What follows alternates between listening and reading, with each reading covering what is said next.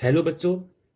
बच्चों, किसी का फ़ोन कॉल आने की वजह से वीडियो वहीं पे अपने आप स्टॉप हो चुका था। कोई ना बच्चे, हम अपने उस टॉपिक को कंटिन्यू रखते हैं। हमने पिछले वीडियो में ये किया था कि कुछ टाइप्स होते हैं केमिकल रिएक्शन के, जिसमें से 4 तो मेन टाइप्स हैं और बाकी बचे हुए ये इनसे ही निकले हुए केमिकल रिएक्शन हैं, रासायनिक अभिक्रिया हैं। बच्चे, आओ एक एक करके हम इसको एक्सप्लेन करते हैं। जो बच्चे फर्स्ट टाइप रिएक्शन है उसका नाम है कॉम्बिनेशन रिएक्शन।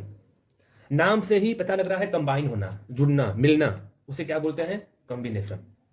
इसको हिंदी में बोलते हैं संयोजन अभिक्रिया। संयोज होना, मिल जाना। तो बच्चों पहले आओ इसको डिफाइन करते हैं, फिर हर एक लाइन का मीनिंग समझेंगे। क्या लिखा हुआ है? The reaction in which two or more substances combine to form a new single substance. इसका मीनिंग क्या है?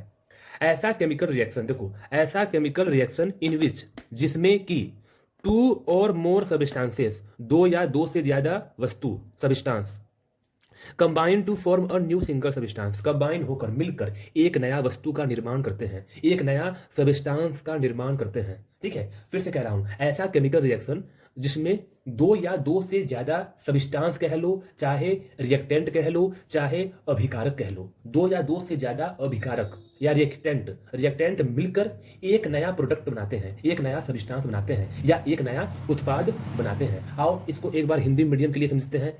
ऐसा रासायनिक अभिक्रिया जिसमें दो या दो से ज्यादा अभिकारक मिलकर एक नया उत्पाद का निर्माण करते हैं, उसे क्या बोलते हैं?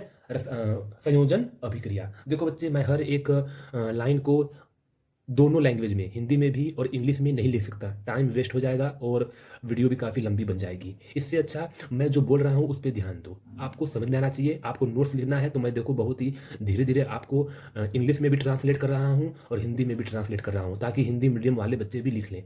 तो बच्चे ये ना सोचें कि सर हिंदी में नहीं लिखे। तो बच्चे, मैं हिंदी में आपको एक्सप्लेन तो कर रहा हूँ ना। आप वीडियो को स्पीड को कम कर देना। 1 जैसे नॉर्मल है तो इसको 0.75 या 0.25x, 0.25 कुछ ज़्यादा हो गया, 0.5 या 0.75 मल्टीप्लायर्स पे आप स्पीड को कर देना। इससे स्पीड कम हो जाएगी, आप अच्छे से सुन पाओगे और लिख पाओगे। खैर, केमिकल रिएक्शन का जो फर्स्ट टाइप है कॉम्बिनेशन रिएक्शन, इसका मीनिंग सबको आ गया समझ में कि ऐसा रिएक्शन जिसमें दो या दो से ज्यादा रिएक्टेंट मिलकर, कंबाइन होकर एक नया प्रोडक्ट बनाए, उसे क्या बोलेंगे? Combination reaction. इसको आप ऐसे भी लिख सकते हो, the chemical reaction in which two or more reactants combine to form a new single product. Substance की जगह पे आप रिएक्टेंट या प्रोडक्ट का शब्द का यूज करोगे तो ज्यादा बेहतर रहेगा। जो हिंदी मीडियम के बच्चे हैं वो भी वस्तु की जगह पे अभिकारक या उत्पाद शब्द का चयन करना, इससे आपका डेफिनेशन काफी अच्छा लगेगा। खैर, आ जाओ एग्जाम्पल पे। बच्चा, एग्जाम्पल देखते हैं। जो इसका फर्स्ट एग्जाम्पल है, मैं आपको यहाँ पे 3 एग्जाम्पल करवाऊंगा, तीनों में से तीनों इंपॉर्टेंट है, तीनों को करना है बच्चे। ठीक है, कम से कम 1-2 तो आने ही चाहिए। खैर, आप तीनों करोगे। पहला एग्जाम्पल है burning of coal. Burning of coal का मीनिंग क्या है? कोयले का दहन। दहन मतलब कोयले का जलना। तो बच्चे, कोई भी चीज कब जलती है? आपको पता है बचपन से, कोई भी चीज कब जलती है? क्या किस चीज की उपस्थिति अनिवार्य है? तो आप कहोगे सर ऑक्सीजन के प्रेजेंस में ही कोई भी वस्तु जलती है, किसी भी वस्तु का दहन होता है। तो हम कोयले को जलाएंगे, बर्निंग ऑफ कोल। जब हमने कोयला लिया, कोयला किससे बना हुआ है बच्चे? कार्बन से बना हुआ है। किससे बना होता है कोयला? कार्बन से। तो C+। वहां पे किसकी प्रेजेंस होना अनिवार्य है दहन के लिए? ऑक्सीजन की। तो O2+O2। कार्बन क्या है? कोयला। कोयला क्या है? सॉलिड। O2 क्या है? ऑक्सीजन गैस, जो कि हवा में उपस्थित है।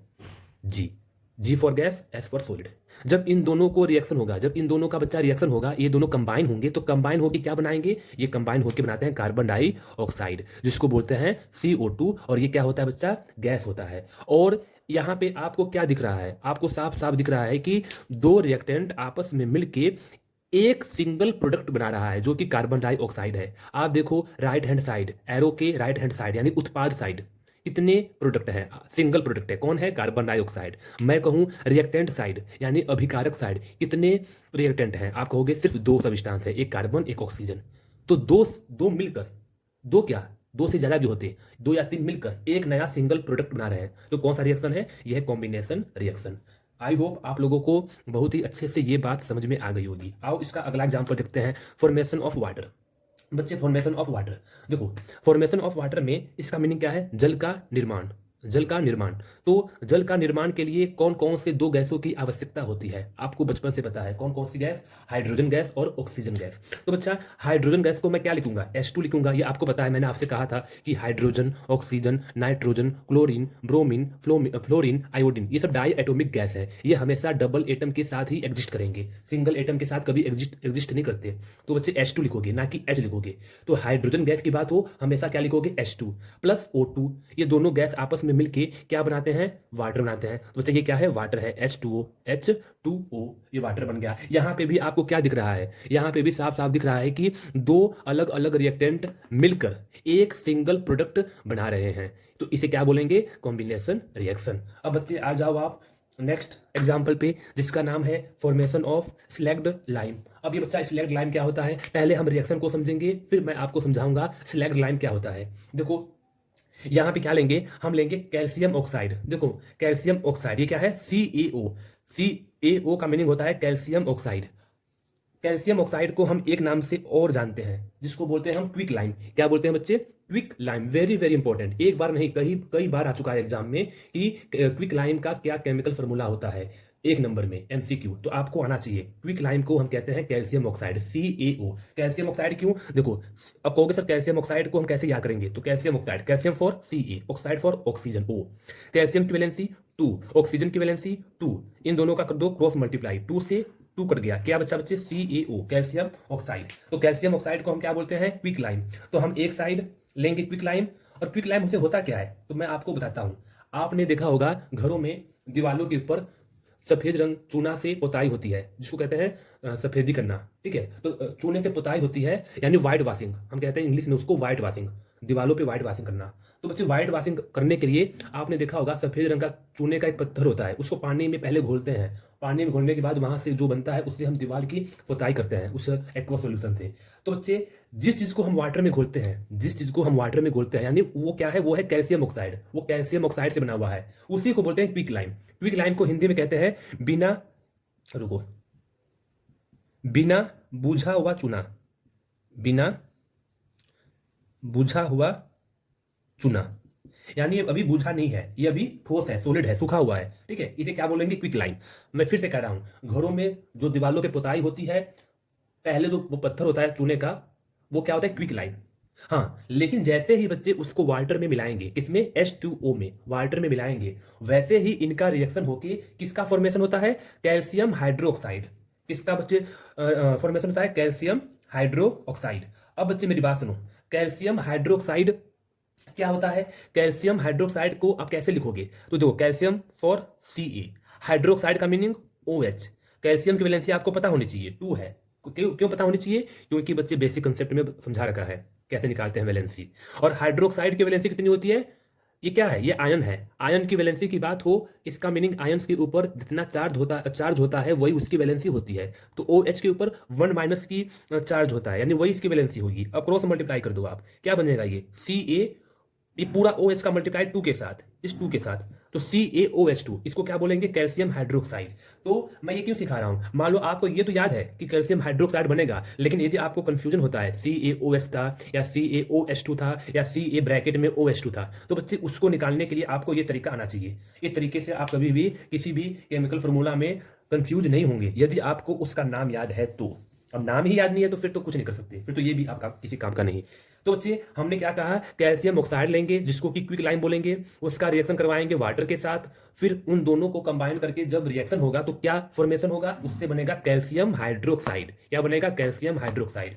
और जो बनेगा कैल्शियम हाइड्रोक्साइड, इसको कहते हैं, इसका कॉमन नाम है, कॉमन नेम क्या है बच्चा, कॉमन नेम है उसका स्लैग्ड लाइम, स्लैग्ड लाइम। अब दुकान पे जाओगे ना, दुकान पे ये नहीं कहोगे कि भैया हमको कैल्शियम हाइड्रोक्साइड चाहिए या हमको कैल्शियम ऑक्साइड चाहिए। आप दुकान पे ऐसे कंपाउंड को कॉमन नाम से बुलाते हो, तो आप कैल्शियम ऑक्साइड को बोलने के बजाय कहोगे भैया हमें क्विक लाइम चाहिए। दुकान पे जाओगे तो दुकान पे मतलब क्विक लाइम को हिंदी में क्या कहते हैं, बिना बुझा हुआ चूना। हाँ, इसको क्या कहते हैं बच्चे, इसको कहते हैं बुझा हुआ चूना, ठीक है, पक्का समझे। तो इसको कहते हैं बुझा हुआ चूना, और इसको कहते हैं कैल्शियम ऑक्साइड को बिना बुझा हुआ चूना। यानी जैसे ही पानी मिलाओगे तो वो कैल्शियम हाइड्रोक्साइड बन जाएगा। अब सुनो बच्चे, ये हालांकि हमारा कॉम्बिनेशन रिएक्शन पूरा कंप्लीट हो चुका है, अच्छे से कंप्लीट हो चुका है। लेकिन बच्चे यहाँ पे कुछ बेसिक चीजें हैं जो इसमें से भी आपको क्वेश्चन थोड़ा घुमा के पूछेगा, अलग से पूछेगा। कैसे पूछेगा? आपसे ये पूछेगा कि ये जो सिलेक्ट लाइन होता है जिसकी बात हो रही है, ये जैसे ही हम दीवालों पे पुताई करते हैं, एक बात और, रुको, एक बात और, कोई पूछे हम दीवालों पे किससे पुताई करते हैं, तो आप बच्चे इसका नाम मत लेना, आप इसका नाम लोगे। हम स्लैग्ड लाइम से पुताई करते हैं। ये तो बूझा, बिना बुझा हुआ है, सूखा है अभी। इसको जैसे ही पानी मिलाएंगे, पानी में मिलने के बाद जो सोल्यूशन बनेगा वो किसका सोल्यूशन बनेगा? स्लैग्ड लाइम का बनेगा, जिसको बोलते हैं कैल्शियम हाइड्रोक्साइड। क्वेश्चन कैसे पूछेगा? क्वेश्चन आपसे इस प्रकार पूछेगा कि जैसे ही हमने स्लैग्ड लाइम से दीवार की पुताई की, यानी वॉल की व्हाइट वॉशिंग किया, तो कुछ दिन बाद, 2 या 3 दिन बाद आप देखते होंगे कि दीवालों पे एक चमक सी होती है, शाइनिंग वाल होती है। वो क्यों होती है? वो चमक क्यों होती है? तो ये क्वेश्चन आपसे पूछ सकता है। तो इस क्वेश्चन का हम आंसर कैसे देंगे? इसका क्या कारण है? आओ इसको समझते हैं। तो बच्चे पहले मैं इसको एक बार मिटा रहा हूं, ठीक है? एक बार मैं इसको मिटा रहा हूं, फिर हम ये समझेंगे कि दीवाल जो होते हैं वो शाइनिंग क्यों हो जाते हैं कुछ दिनों बाद, 1 या 2 दिन बाद, यानी सूखने के बाद। आओ इसको पहले मिटा रहा हूं मैं। हालांकि बच्चे कॉम्बिनेशन रिएक्शन हमारा कंप्लीट हो चुका है, लेकिन जैसे ही हमने एग्जांपल देखा स्लैग्ड लाइम का, तो उस एग्जांपल में से भी कई बार बेसिक क्वेश्चन पूछता है। वो पूछेगा कि व्हाइट वॉशिंग के दौरान व्हाइट वॉशिंग के ड्यूरिंग, उसके दौरान, सूखने के बाद क्यों वो शाइनिंग हो जाता है। तो बच्चे मेरी बात सुनो, हमने क्या किया? हमने स्लैग्ड लाइम से वॉल की व्हाइट वॉशिंग कर दी, यानी चूना से उसको पोताई कर दिया। स्लैग्ड लाइम, ये क्या है? स्लैग्ड लाइम, कभी भूलना मत। इसको बोलते हैं कैल्शियम हाइड्रोक्साइड, इसका नाम है स्लैग्ड लाइम। इससे ही हम दीवालों की पुताई करते हैं। ये किससे बना हुआ है? ये कैल्शियम ऑक्साइड, क्विक लाइम और वाटर से मिलकर बना हुआ है। तो बच्चे क्या होता है, ये जैसे ही दीवालों पे इसकी पुताई हो जाएगी, अब ये दीवार पे चढ़ चुका है, दीवार पे आ चुका है, कौन? Calcium hydroxide. अब बच्चे क्या होगा? आपको पता है हवा में बहुत सारे गैस होती हैं, हवा में बहुत सारे गैस होती हैं। जैसे ही दीवार पे इसे हम पुताई करेंगे, तो ये क्या करता है? ये कंपाउंड हवा के साथ रिएक्शन करता है। किसके साथ? वायु के साथ, एयर के साथ रिएक्शन करेगा। और हवा के साथ जो रिएक्शन होता है वो स्पेशली किस गैस के साथ होता है? वो होता है कार्बन डाइऑक्साइड। कार्बन डाइऑक्साइड, क्योंकि आपको पता है हवा में बहुत सारे गैस होती है, वायु में बहुत सारी गैस होती हैं। कौन कौन सी? Oxygen, nitrogen, sulphur, phosphorus, carbon dioxide, बहुत सारी गैस होती हैं बच्चे।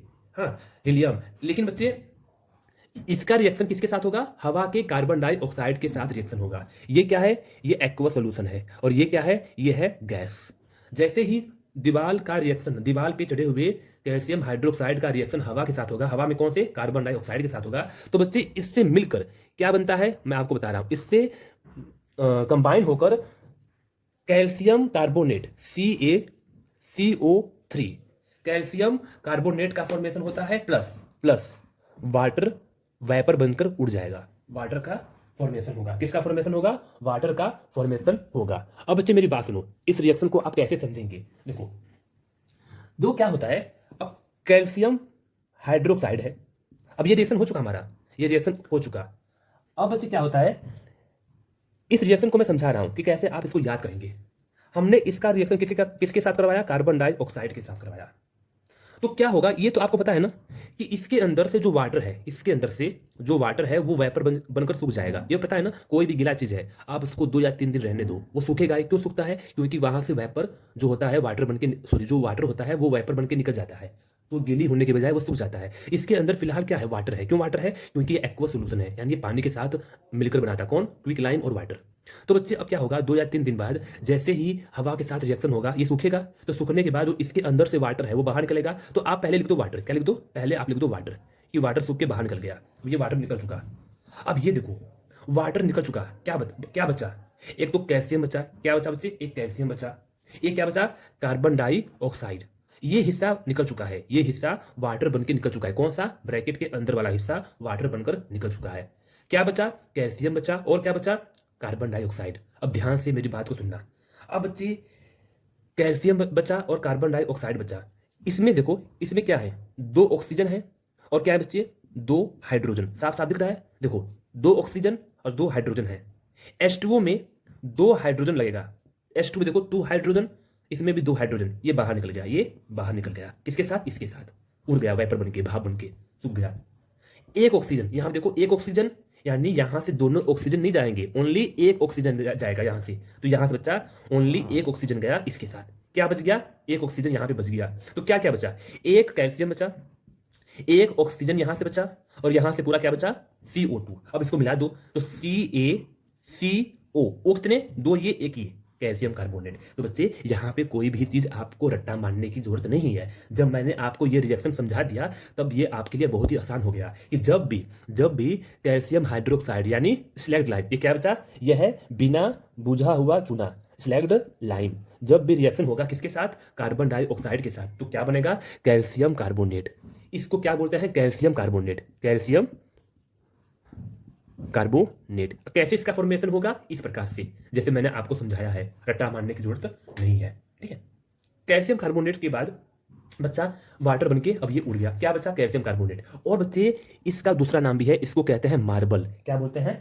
मार्बल। इसको हम बोलते हैं मार्बल या लाइम स्टोन। इसको एक नाम से और बुलाते हैं जिसको कहते हैं लाइम स्टोन, लाइम स्टोन। ठीक है। कैल्शियम कार्बोनेट को हम लाइम स्टोन बोलते हैं। क्या बोलते हैं? Lime stone. और इसको एक नाम से और मार्बल भी कहते हैं। ये कैसा होता है? ये शाइनिंग होता है, ये चमकदार होता है। कैसा होता है बच्चे?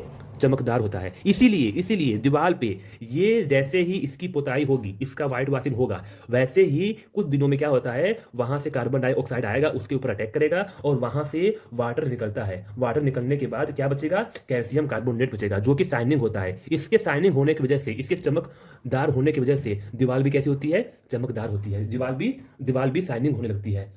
आप पक्का आ गया समझ में क्यों ऐसा होता है? तो एनसीईआरटी के पेज नंबर 7, एनसीईआरटी के, मैं देख रहा हूं बुक में देख रहा हूं बच्चे, एनसीईआरटी के पेज नंबर 7 पे ये जो येलो बॉक्स आपको दिख रहा है, इसको एक बार रीड करो। इस पूरे बॉक्स में यही बात लिखा हुआ है जो मैंने आपको समझाया है। ठीक है। अब सुनो, ये हमारा कंसेप्ट पूरा क्लियर हो गया, लेकिन यहाँ पे एक बात और समझाऊंगा। जैसे ही देखो, ये हमारा कॉम्बिनेशन रिएक्शन कंप्लीट हो चुका और मैंने आपको ये भी समझा दिया कि दीवार क्यों शाइनिंग होती है व्हाइट वॉशिंग के बाद, कुछ दिनों बाद। तो उसका रीजन आपको समझ में आ गया। क्यों? Due to calcium carbonate. Calcium carbonate बनने की वजह से, जो कि उसकी परत होती है, लेयर होती है, काफी चमकदार होती है। कैल्शियम कार्बोनेट कैसे बनता है? कैल्शियम कार्बोनेट बनता है स्लैग्ड लाइम और वाटर के साथ, सॉरी, कार्बन डाइऑक्साइड के साथ रिएक्शन होने की वजह से। ठीक है। यहां पे हमने क्या सीखा? हमने 3 कंपाउंड सीखा। एक है क्विक लाइम, एक है क्विक लाइम, एक है स्लैग्ड लाइम और एक है बच्चे लाइम स्टोन। इन तीनों का केमिकल फार्मूला आपको बिल्कुल जुबान पे याद होना चाहिए। Quick lime calcium oxide, slagged lime calcium hydroxide, lime stone calcium carbonate. ठीक है। कैल्शियम कार्बोनेट, ये तीनों आपको अच्छे से याद होने चाहिए। इन तीनों का यूज क्या यहाँ पे है, इन तीनों की क्या क्या नेचर है, बिहेवियर है, वो पता होना चाहिए, जो कि मैंने आपको वीडियो में समझा दिया है। और बच्चे सबसे मेन चीज कि जो कैल्शियम हाइड्रोक्साइड है, ये कुछ दिनों बाद शाइनिंग क्यों होता है, चमकदार क्यों होता है दीवारों के ऊपर, तो आपको वो भी मैंने बता दिया है। अब सुनो, ये टॉपिक आपका कंप्लीट हो चुका है, लेकिन एक टॉपिक और रहता है इसी के अंदर। वो टॉपिक कौन सा है आपको समझाऊंगा। देखो बच्चे, क्या होता है, यहाँ पे एक बात लिखा हुआ है एनसीईआरटी की बुक में कि जैसे ही हमने क्विक लाइम के साथ वाटर मिलाया, वैसे ही क्या बना? Calcium hydroxide. ये तो आप लोगों को समझ में आ गया। आप कहोगे सर इसमें क्या बड़ी बात है, ये तो आपने कई बार बोल दिया। ठीक है, लेकिन बच्चे इसमें एक बात और नोटिस होती है, एक बात बहुत ही खास होती है। इसमें क्या होता है, जैसे मान लो कोई बाल्टी है, जो मिस्त्री हैं, जो ये चूना करते हैं, पुताई करते हैं दीवारों पे, वो मिस्त्री क्या करते हैं, इस क्विक लाइम को, इस चूने को पानी के अंदर डालेंगे, बाल्टी के अंदर। बाल्टी समझ लो या कोई भी बर्तन समझ लो, किसी भी कंटेनर के अंदर। तो मैं बाल्टी सोच रहा हूँ, तो अच्छा बाल्टी में क्या होता है, जैसे ही बाल्टी में क्विक लाइम और वाटर दोनों को मिलाया जाएगा, तो वहां से क्या होता है, वहां से हीट निकलता है। तो आप बाल्टी को टच करोगे ना, ये मिलने के बाद आप टच करोगे ना, तो आपको ऐसा फील होगा, ऐसा महसूस होगा कि बाल्टी गर्म हो चुकी है। यानी वहां से हीट निकलता है। क्या निकलता है बच्चे? Heat plus heat. यानी कैल्शियम हाइड्रोक्साइड तो बनेगा ही, लेकिन इसके साथ हीट भी निकलेगा। यानी बच्चे यहाँ पे हमने क्या देखा कि इस रिएक्शन में, अच्छा पहले बताओ ये कॉम्बिनेशन रिएक्शन क्यों है? क्योंकि यहाँ पे 2 रिएक्टेंट है। कौन कौन? क्विक लाइम और वाटर। दो रिएक्टेंट यानी 2 अभिकारक मिलकर क्या बना रहा है? एक सिंगल प्रोडक्ट, एक सिंगल उत्पाद। इसे क्या बोलेंगे? संयोजन रिएक्शन। ये तो हमें समझ में आ गया। लेकिन बच्चे हमने ये देखा कि यहाँ पे हीट निकल रही है, इसके साथ साथ हीट निकल रही है, जिसकी वजह से हमारा जो बर्तन होगा हमें कैसा फील होगा, वो गरम गरम फील होगा। तो बच्चे वो गरम क्यों हुआ, देखो बात ये है कि वहां पे हीट निकला। अब हीट निकला तो इस टाइप के रिएक्शन को क्या बोलेंगे, ये कॉम्बिनेशन रिएक्शन तो है ही, इसमें कोई दो राय नहीं, इसमें कोई शक नहीं, लेकिन इसको एक नया नाम और दिया गया। किसको, कॉम्बिनेशन को नहीं, इस प्रकार के रिएक्शन को जिसमें हीट निकलता हो। हर कॉम्बिनेशन रिएक्शन में हीट निकले जरूरी नहीं है, बट इस प्रकार के रिएक्शन में जिसमें हीट निकलती हो उसको क्या बोलते हैं, उसको बोलते हैं बच्चा एक्सोथर्मिक रिएक्शन। Exothermic reaction. आओ फिर इसको एक्सप्लेन करते हैं, ये क्या होता है। ये तो इसका एक एग्जांपल था जो मैंने आपको समझा दिया। अब एक्सोथर्मिक रिएक्शन क्या होता है पहले इसको समझेंगे, ठीक है। फिर मैं आपको इसके अलावा और भी एग्जांपल दूंगा जिस रिएक्शन में हीट निकलती हो। तो एक्सोथर्मिक रिएक्शन, जैसा कि आपने अभी इसी वीडियो के जस्ट पहले जब मैं आपको टाइप्स ऑफ रिएक्शन करवा रहा था तो वहां पे एक्सोथर्मिक का भी जिक्र हुआ था। तो बच्चे एक्सोथर्मिक को हिंदी में क्या कहते हैं, इसको हिंदी में कहते हैं ऊष्माक्षेपी अभिक्रिया। इसको हिंदी में कहते हैं ऊष्माक्षेपी अभिक्रिया। अब बच्चे ये क्या होता है, ऐसा अभिक्रिया या ऐसा रिएक्शन जिसमें हीट रिलीज हो, यानी हीट निकले, यानी ऊष्मा का उत्सर्जन हो, ऊष्मा का उत्सर्जन हो, उस अभिक्रिया को क्या बोलेंगे, ऊष्माक्षेपी अभिक्रिया।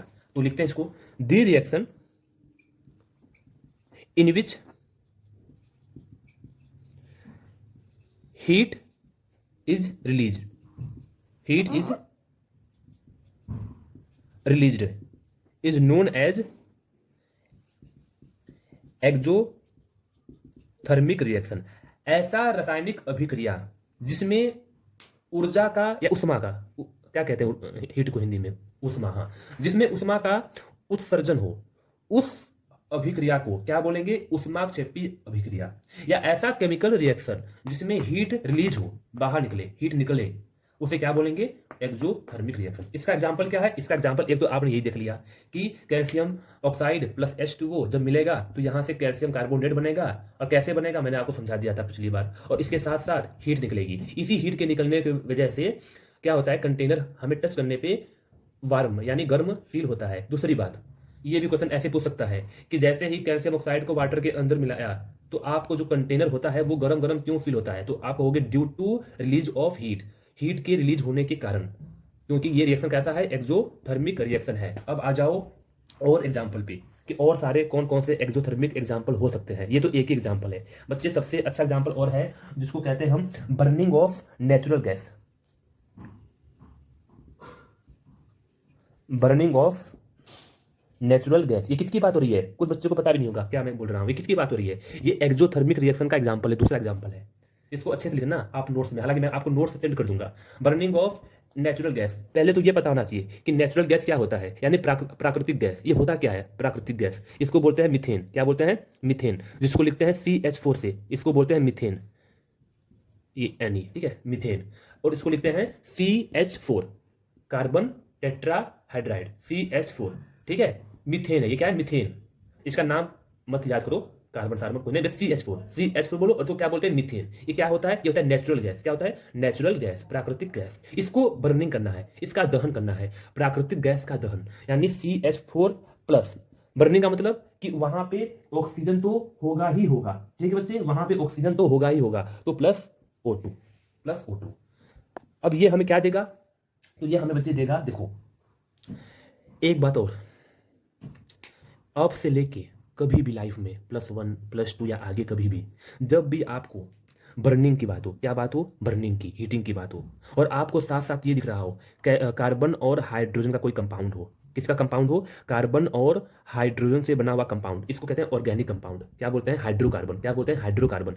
हाइड्रोकार्बन का मीनिंग होता है कार्बन और हाइड्रोजन से मिला हुआ कंपाउंड। तो बच्चे हाइड्रो कंपाउंड का जब भी बर्निंग हो, जब भी दहन हो, तो एक बात हमेशा याद रखना, वहां से कार्बन डाइऑक्साइड और वाटर पक्का निकलता है 100%। ये अपने नोटबुक में नोट्स, इंपॉर्टेंट नोट्स के रूप में लिख लो, हिंदी में लिख लो बेशक, ये आप लिख लो कि जब भी कोई हाइड्रोकार्बन, चाहे वो CH4 हो, चाहे वो C2H6 हो, चाहे वो C2H4 हो, कुछ भी हो, कार्बन और हाइड्रोजन से मिला हुआ कोई भी कंपाउंड हो, वो जब भी जलेगा तो वहां से कार्बन डाइऑक्साइड, वहां से क्या निकलेगा, वहां से कार्बन डाइऑक्साइड और वाटर निकलेगा ही निकलेगा। ये बहुत ही अच्छा ट्रिक्स है इस प्रकार के रिएक्शन को समझने के लिए। मैं फिर से कह रहा हूँ, रट्टा नहीं मानने की जरूरत है, मैं आपको रट्टा कभी भी नहीं मरवाऊंगा। जहाँ पे देखो देखो बच्चे, केमिस्ट्री है, केमिस्ट्री में कुछ जगहों पे ऐसा होता है कि आपको कुछ चीज़ें याद करनी पड़ती है, लेकिन मैं भी फिर भी ट्राई करूंगा कि आपको 99% चीज़ें बिना रट्टा मारे समझ में आ जाए। तो इसको रट्टा नहीं मानना, इसको ट्रिक्स के द्वारा, इसको कंसेप्ट के द्वारा, कंसेप्ट है, ट्रिक्स नहीं है, कंसेप्ट है कि जब भी कोई हाइड्रोकार्बन ऑक्सीजन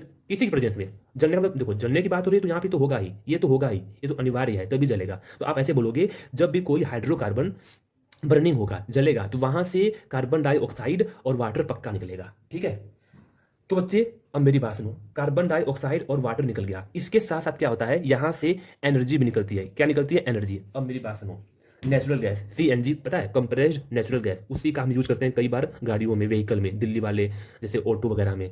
तो बच्चे क्या होता है, वो ये तो होता है CH4। तो बच्चे वो क्या देता है हमें, वो हमें एनर्जी देगा, उसी एनर्जी से जो गाड़ी होती है वो चलती है। यानी यहाँ पे रिएक्शन होने के बाद एनर्जी निकल रही है, क्या हो रही है, एनर्जी निकल रही है, रिलीज हो रही है। तो इस प्रकार के रिएक्शन को क्या बोलते हैं, एक्सोथर्मिक रिएक्शन। क्या बोलते हैं, एक्सोथर्मिक रिएक्शन, इसका ये एग्जांपल है।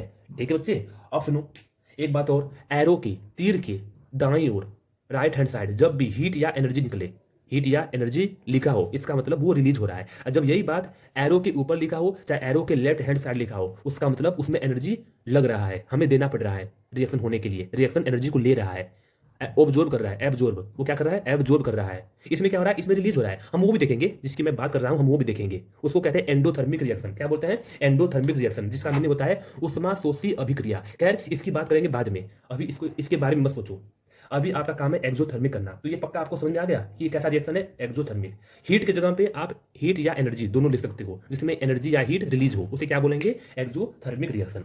यानी उसका जो हिंदी में नाम है उसको कहते हैं उष्माक्षेपी अभिक्रिया। अब बच्चे हमारे पास दो एग्जाम्पल हो गए, कौन कौन से दो एग्जाम्पल, एक तो कैल्शियम ऑक्साइड वाला जिसकी बात हो रही थी, कैल्शियम ऑक्साइड प्लस वाटर मिलकर क्या बनेगा, स्लैग्ड लाइम, कैल्शियम हाइड्रोक्साइड। वो भी कैसा एग्जाम्पल था, वो था एक्सोथर्मिक का भी एग्जाम्पल। देखो ये जो बर्निंग ऑफ नेचुरल गैस था, ये किसका एग्जाम्पल है, ये कॉम्बिनेशन रिएक्शन का एग्जाम्पल तो दिख ही रहा है आपको, लेकिन साथ साथ में एक्सोथर्मिक का भी एग्जाम्पल है। ठीक है बच्चे, तो एक बात और आपके एनसीईआरटी की बुक में दिया हुआ है, जो हम श्वसन क्रिया करते हैं यानी रेस्पिरेशन, ये किस टाइप का रिएक्शन है, ये कई बार पूछा हुआ है। तो बच्चे याद रखना, ये भी कैसा रिएक्शन है, ये भी एक्सोथर्मिक रिएक्शन है। वेरी इंपॉर्टेंट, वीडियो लंबी बनती जा रही है कोई बात नहीं, लेकिन मैं इसको थोड़ा अच्छे से एक्सप्लेन करूंगा।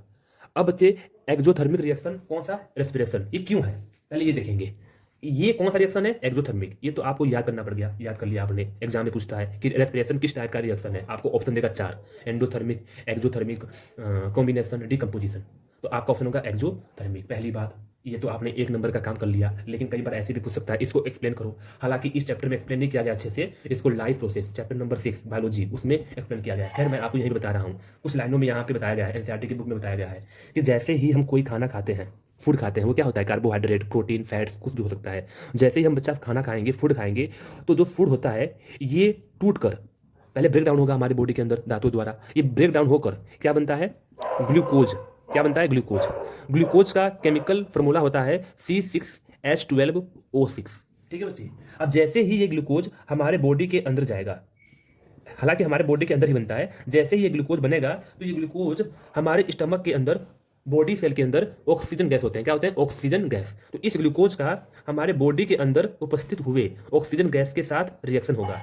जैसे ही ऑक्सीजन गैस के साथ रिएक्शन होता है तो वहां पे देखो एक बात और, ये कैसा कंपाउंड है, ये भी हाइड्रोकार्बन कंपाउंड है। किसके साथ रिएक्शन हो रहा है, O2 के साथ। यानी मैंने आपको ट्रिक्स बताया था कि बिना सोचे और समझे कार्बन डाइऑक्साइड और वाटर को लिख दो।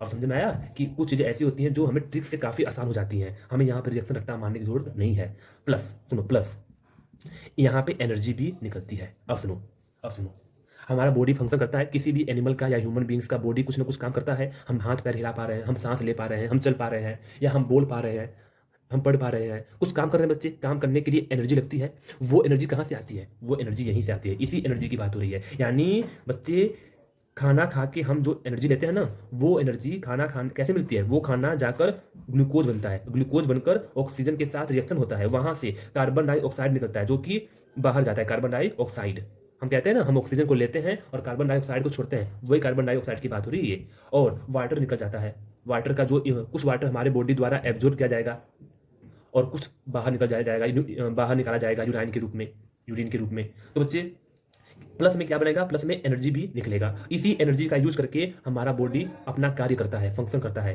तो ये कौन सा रिएक्शन हुआ, ये हो गया एक्सोथर्मिक रिएक्शन। यहां से प्रूव हो गया कि जो रेस्पिरेशन है वो क्या है, एक्सोथर्मिक रिएक्शन, यानी श्वसन क्रिया। हम इसी एनर्जी के कारण सांस ले पाते हैं। तो यहाँ पे हमारा 3 एग्जाम्पल हो गए। एक आखिरी एग्जाम्पल है एनसीईआरटी। देखो मैं एनसीईआरटी के बुक से मैं एक भी लाइन आपको मिस नहीं करवाऊंगा, हर एक चीज आपको बताऊंगा, हर एक चीज। हमारे 3 एग्जाम्पल हो गए एक्सोथर्मिक की, और लास्ट एग्जाम्पल जो कि हमें एक्सप्लेन नहीं करना, बस आपको ध्यान देना है, याद करना है इसको यहाँ पे एक्सप्लेनेशन नहीं किया गया है 10th क्लास में, सिर्फ आपको ध्यान देना है। नाम क्या है, उसका नाम है the decomposition of vegetable matter, decomposition of vegetable matter into compost. यानी जो वनस्पतियां होती हैं, वनस्पतियां का विभाजित होना, वनस्पतियां का डिकम्पोज होना, टूटना वनस्पतियों का, इसमें कंपोस्ट में। यानी जो बच्चे हम घी खाते हैं, घी या तेल, वो कहाँ से निकलती है, वो वनस्पति से निकलती है। कहाँ से, वनस्पति से। तो वनस्पति से जो भी हमारा रिफाइन किया गया घी होता है, उसको घी को रिफाइन करते हैं, तो वेजिटेबल को यानी वनस्पतियों को डिकम्पोज करके निकाला जाता है। बस इतना ही आपको, इतना बस समझना है, decomposition of vegetable, decomposition of vegetable, यानी आप कहोगे वनस्पतियों का वियोजन, वनस्पतियों का वियोजन। इसे क्या बोलेंगे, इसे बोलेंगे एक्सोथर्मिक रिएक्शन। इतना खास ये नहीं है, मैं फिर से कह रहा हूं, इतना खास ये नहीं है, बस आपको याद होना चाहिए। आपसे पूछ लेगा decomposition of vegetable matter into compost, किस टाइप का रिएक्शन है, आप कहोगे एक्सोथर्मिक, यहां से एनर्जी निकलती है। मैं फिर से कह रहा हूं, इतना इंपॉर्टेंट नहीं है ये। हाँ, इसके पहले के 2-3 एग्जाम्पल थे, उसको अच्छे से कर लेना। अब बच्चे यहाँ पे हमारा कॉम्बिनेशन रिएक्शन, हमारा बच्चे कॉम्बिनेशन रिएक्शन और एक्सोथर्मिक रिएक्शन कंप्लीट हो चुका। एक्सोथर्मिक इसका एक अलग टाइप है, मेन टाइप नहीं आता, मेन टाइप में हमारा कॉम्बिनेशन कंप्लीट हो चुका। अब अगला टाइप होगा डिकम्पोजिशन रिएक्शन, जो कि हम अगले वीडियो में समझेंगे। आज के लिए इस वीडियो में इतना काफ़ी है, वीडियो लंबी बन चुकी है, तो बच्चे इसको मैं यहीं पे रोक रहा हूँ, इसको अच्छे से आप कर लेना।